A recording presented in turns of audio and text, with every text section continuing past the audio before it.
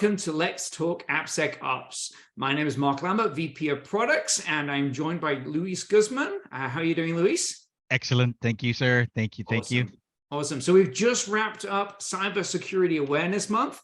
And, you know, in this special extended podcast, we thought we'd pick out a few of the top cyber trends and threats of 2022. We actually have a companion blog that's coming out, so the link for that will be in the description below. So, you know, please go ahead and check that out. But let's go ahead and pick some of the favorite pieces on here. And I mean, I'll go first and then you pick one, okay? Yeah. So like the plan? Sounds good. All right. Software supply chain risk management. It's actually both a trend and a threat. And, you know, this is a hot topic, right? Ooh, I mean, yeah. I was actually talking with some analysts literally today and yesterday on this, and there is definitely this confusion in the industry. People think SBOM and software supply chain are actually the same. They're related, but not the same. You know, think about SBOM as being, you know, the thing you're consuming. So it's the supply chain before you. Your software supply chain is all about making sure that you're secure. So you don't have secrets stored in your source control system. You're using all of the correct security systems for GitHub and the like. And there's always, you know, if you follow like blogs and articles, and if you have the feeds coming in, you'll see people posting like, oh, new threat on GitHub. And it's okay, it's a new threat. If you play around with it, you incorrectly configure and all of those other things. But nevertheless, making sure your supply chain is secure is important. You don't want to be the next SolarWinds. You know, what do you think, Luis? I don't know what you're talking about. I just don't want to be in the news for that particular issue in my environment, right? You leave something open, and look, let's take something so simple as there was an attack that happened because somebody had a remote HVAC system. Oh yeah, that was wasn't that Target? It could have been. Yeah, I think. Yeah. Then there was another one where, again, a remote system that was for a fish aquarium. It was an aquarium. Same concept, right? They had no idea that these third parties had this kind of hook inside of their environment, and literally it was just an open door, right? Because in the digital world, you don't need this big of space. You literally just have to have an open door, and that can be tiny, and people are in. That right there, that understanding. Yeah, I think we're blind to it. And what you just touched on, I think you also there just kind of like touched upon two of the other top threats, right? Attack surface expansion and IoT exploits. So yeah, I think the fish tank was like, I think somebody hacked it at like Caesar's Palace Casino. Yeah, and they increased the temperature of the fish tank by disrupting the thermometer. And fish got cooked. And then their HVAC one was interesting, if this is the same one that we're thinking of, because they hacked the HVAC system that in turn was actually connected to the point of sale. So they were able to compromise the point of sale system. So yeah, understanding your attack surface, and in a cloud world, right, everything's moving insanely fast and it's running on machines you no longer have control over. But the good news is there are ways of controlling it. There are. Is actually I did a thing at Cybersecurity Summit last week, I think it was, and in that was exactly the discussion, right? It's like, hey, this moves fast, but don't worry, there are tools and processes in place that can help you mitigate that risk. So thinking about the trend, though, do you think that that's going to become more of a trend, where you're looking at that IoT side of the house, where it's really decentralized security decisions that are happening, right? That's part of our trends. Is it going to grow? Because in my opinion, I think it does. So I think it does. I think there's another component to IoT exploits as well, which is edge computing. So, you know, we're looking at what you can do on the edge much more, so that you can, in essence, distribute the workload. You know, cars are IoT devices now. You know, I think, you know, one of the ways I personally defend to that is I don't buy new cars anymore. I buy old cars. Exactly. Exactly. But Uh-huh. I mean, you and I both, I mean, we share this all the time about the latest internet enabled gadget that we've got. And that's just at a personal level. Think about running a factory, right? So I Mhm. have an emergency shut-off valve on the house in case, my house, the neighborhood, everybody's been getting leaks. So I have a shut-off valve that'll kill the water to the house. Right. If you imagine you have that similar on a production line or in a waste processing factory or in a power plant, that is a critical cyber threat because you don't have to be physically there anymore. You just have to have a computer, a network, and a lot of patience. So Mm. yeah, I think it's going to be coming up more and more. I think the situation in Ukraine, I think there was some reports of Russia doing cyber attacks there to attack infrastructure. If I'm not mixing that one up with the China one, but I think it's real, and I think it'll be a broader category than just IoT exploits, and it'll be much more around distributed infrastructure. That's my thinking. Yeah, no, I would agree.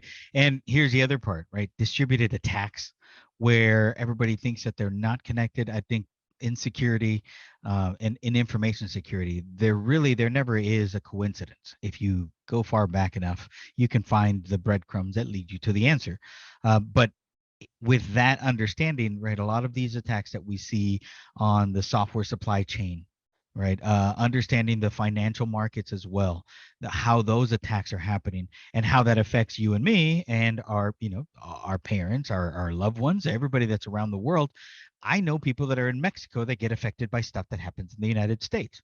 Well, what happens when you get attacked in your financial entity that runs everything in the background called Swift, right? If you Mm-hmm. So that happened recently within the last 3 years, where Australia, Chile, India, US, and Canada, they were all getting attacked. And they were like, huh, I wonder how that is working out, because it was all small attacks on small banks. Yeah. But they were just doing little testers, because eventually they wanted to go for the big pile of money. Yeah. I think that's do we have one of those here? I guess it's like post-attack forensics. I think we've got a little bit of it. It kind of Hmm. ties in a little bit to that, but it's an interesting process that you talk about there, because it's if you are monitoring your own environment, you should be able to detect potential anomalous Behavior. behavior. But Yeah. if you're leveraging some core infrastructure that everybody else is, a potential hacker could go after a small fish first to validate the attack path and then go after the big fish. Yeah, because we know that you're using the same software at that smaller company. Yeah. Yeah. And you know that $100,000 may not affect them that bad, or I think it was like 1,000,000 rupees, where it started happening in India. In Brazil, same thing. Yeah. Being able to have those small attacks, but then knowing that the next attack is going to be the big one. Right now, we've got the meat company issue that happened with what was that plant? The worldwide plant. It was in Greeley, Australia, here in Texas. The whole attack where it affected the prices of meat. Mhm. Then the other one that affected the prices of gasoline. Right. This is happening on a daily basis, and now people are saying, "Whoa, what happened?" Yeah. Yeah. How did we get to that? Hmm. And actually, you got me thinking about another one of these top trends, which is API threats. Oh yeah. And I remember 2006, maybe Uh-huh. Java 1 in 2006, standing up and doing a presentation around Java security best practices. And my last note on that was, don't forget about web services. And you remember SOAP way back in the day, right? It was like, I'm like, people weren't securing it. No, it was And it was open. because it was like, well, there's no user interface. Well, guess what? Hackers are smart. They'll go beyond that layer. And when we're talking about APIs, especially REST APIs, that's powering all of our modern user interfaces, be them web browsers or mobile devices. And a lot of people don't document them. So, we Mm. talk to people about discovering their APIs and what they have available. And we'll say, well, do you have a Swagger document? I'm like, yeah, kind of. Some Hmm. people are doing it, some people aren't. So, I mean, I think API security is going to come up more and more over the next 12 months. I really think that API security, I think software supply chain, and that encompasses not just securing your delivery pipeline, but also SBOM. But I think that API security is on the rise, because people realize that this is a very it's a hole in your visibility of your attack surface. It is. So I think that's a key area, and I know that's come up for us, right, in a number of recent client conversations where it's like, okay, we're looking at the no names, the SALT, traceables of the world, WALARM, and bringing that data in and trying to get that bigger view of my attack surface and the vulnerabilities within it. So that's you're seeing the same kind of thing. Because I know that you and I kind of intersect and overlap quite a bit, but I don't want to speak too much for you. Well, yeah, no, on the APA side of the house, it's up at the top, right? It says, I think it's like number 3. But I was thinking of the good old days when spear phishing was the way to get all your data. If you believe the hype that's out there, we're still getting attacked by spear phishers, right? Yeah. And so here's personal story. My wife a few Christmases ago thought she had a great deal, and she got a Michael Kors half off coupon. And she was just like, that's it, I'm gonna get it, because my daughter wanted a Michael Kors purse, right? Michael Kors is expensive, so half off, great. She started like clicking on the links and putting all her data in there, and within 2 hours my bank account was compromised. But because my bank knows me physically, they know who I am, they knew that I wasn't traveling. Right. Mm-hmm. That's the other thing, is that I normally tell them, hey, I'm going to travel to wherever for this amount of time if it's more than 3 days.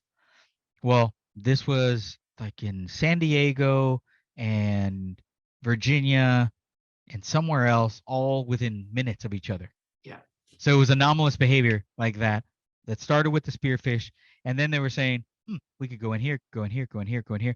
So they ultimately took about $700 that took about 2 days for them to give it back to me. Yeah. But I wrote about it. I linked in it. I linked in the photo, everything that went through, because it was very convincing if you don't know what you don't know. And my wife didn't know at the time. So I was able to coach her through that. And I talked about it in a talk, and it was just really interesting to know that my career came back to literally stare me right in the face. You bring up a number of things there, and yeah, I mean, spotting the anomaly that, hey, this credit card was used at a shop in San Diego, then a shop in Virginia within 12 hours. The protection systems are in place to spot that. But right. You bring up, seeing as this is about Cybersecurity Awareness Month, telling your credit card company, I'm traveling, right, will give them the ability to unlock your card in a particular country. I actually used to do that quite a lot when I would do a lot of international travel. It's like, I'm going to this country and this country. And then that way they would be able to kind of like mitigate risk a little bit that way. Mm-hmm. But, I've had similar conversations with my parents, right? So it's just like, my dad now doesn't trust any email that comes in. Can I open it? Unless it's from the Sunday Times wine program. Oh, I just released his weakness, but yes, if that something comes in from that, he's usually a sucker for it. But the same thing is like Netflix. I recently canceled my Netflix that you and I talked about just a little bit ago. Somehow that data is actually out there, and I've not submitted anywhere, but I'm getting these random text messages, and my wife is, and she's not even on the Netflix account. So it's like, and they've started appearing out of nowhere. So, it's very, very targeted. Trust but verify is the key. Always.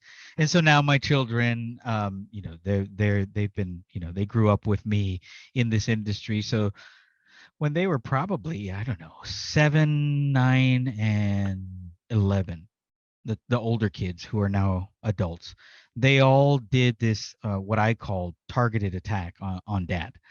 And they did a shoulder surf while I was on my phone. And one of them would get a little part of the password, and then the other one, and the other one, and the other one. So eventually, over a period of, I think it was like 4 or 5 days, the youngest one grabs my phone and looks at me and goes, and shows it to me. And I'm like, what in the world? And he goes, we just pwned you. It's like, all right, I can't be angry because you guys did it as a group and you did Yeah. it together. It's a team effort to pop my dad's phone. But that right there, that kind of patience, that's what I'm talking about is if my children had that kind of patience just to do it for fun, why not, script kiddies that are out there, individuals that know that each phone is going to be Mhm. $1,000 to $2,000, and you do it enough times, and you've got $7,000 or $8,000 in 1 month Yeah. for sending the emails out. It's very and it does actually blow my mind, and I think we're probably done with the phishing one, Yep. but it does blow my mind how lazy some of the phishing people are. Because like you look at it and you're like, there's no way that came from a company. It's like spelling mistakes, Grammatically incorrect. weird graphics, and you're like, nobody falls for this, but obviously people do, otherwise they would Hmm. change it. I mean, old But school yeah, Nigerian prince, remember? That was oh old goodness school. me, We were yes. always told not to do that. But anyways, yeah. So besides the top threats that we've talked about, I don't think we've really talked about number 9 on the siloed sprawling security tools. You know what? I actually looked at that in conjunction with top trends. Number 3, security vendor consolidation. Mm-hmm, I think these mm-hmm. are two kind of like, and I don't view that siloed tools are threats. It's kind of like weird that that's kind of like, in the industry looked at as a threat. But yeah, Mm-hmm. so let me give my narrative. Yeah. So you have this security tool or security vendor consolidation, which is clearly going on in the market, right? Yep. Who's it? White Hat got acquired by Synopsys, Yep. right? Snyks, acquired. Who did they acquire recently? Fungible or something like that. Yeah, it's happening, and it's to build this portfolio play. Yep. Now, while that will work within certain segments of security, so let's say I'm wanting to consolidate application security tools, right? I'm bringing those together. That tool suite may be good enough for my enterprise, but there's a couple of things you've got to consider. Thing number 1 is that's only covering one part of your security landscape. So, if you consolidate, let's say I choose Snyk as my AST, application security testing portfolio of choice. That's going to be great and it's going to work. But what about all of my infrastructure and container? And then I might say, well, actually, I want to use a Wiz or a Tenable or a Qualys for that. I'm still going to have disconnected tools. So it's actually, you need to bring those together for visibility and process, visibility, workflow, and automation, which is obviously kind of like our bread and butter. But the other thing is that while this is marked as a trend, right, security vendor consolidation, and that being kind of what your kind of like later stage product lifecycle maturity organizations will adopt, those that are adopting cloud and developing in the cloud are really looking for the best tool for the job, right? Mm-hmm. So if I'm going to say, you know what, AWS Inspector Guard Duty gives me sufficient data, I'm not going to pay for a CSPM solution. I'm going to, take some open source here or some relatively free products here. Then I'm going to double down and spend over here. And hey, yes, Snyk is our corporate standard for SCA, but their SAST doesn't support whatever language this development team is using. Right. So So now if you're you at 4 tools. exactly, Mm-hmm. so you need to manage this problem, and I know this is something we see a lot, but that's my narrative. That's my thinking. Do you buck that trend, so to speak, with me, or do you kind No, of? I'm gonna go in a different direction, right? Talking about the silo part of it all, because again, when you talk about the siloed side of the house, right? There was a company that was out there, and I'm not going to mention their name, but they did have um, some big issues with their vulnerabilities inside of Windows, right? So Mhm. we know that Windows and Linux and the back end of Unix that helps Apple has their own vulnerabilities. Back in the day, everybody's like, no, Mac is super secure. Nothing's ever going to happen, right?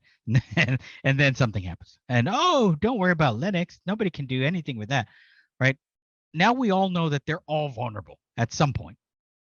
So having the siloed view of this is my security tool here, it's on a piece of hardware and also in the cloud. So they share.